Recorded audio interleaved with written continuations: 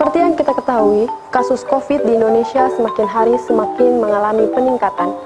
Untuk Gorontalo itu sendiri, di akhir tahun 2020, hampir 3.600 lebih terkonfirmasi positif. Dan tidak sedikit dari tenaga medis ikut menjadi korban. Sampai kapan kita akan terus berdiam diri dan hanya mementingkan diri sendiri? Untuk itu, ayo kita lakukan gerakan 3M. Apa itu gerakan 3M? Mari kita simak.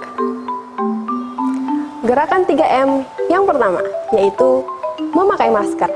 Pakailah masker Anda kemanapun Anda berada. Seperti ini.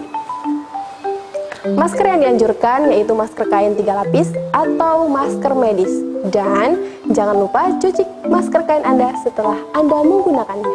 Gerakan 3M yang kedua, yaitu mencuci tangan.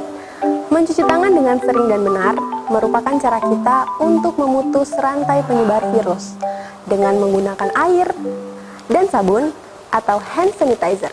Gerakan 3M yang terakhir yaitu menjaga jarak. Kita tidak pernah tahu dengan siapa kita berada, entah mereka sakit atau sehat. Maka dari itu, tetap jaga jarak minimal 2 meter. Semoga video ini bermanfaat bagi kita semua untuk saling menjaga diri. Ingat, kita bisa karena kita bersama. Salam sehat.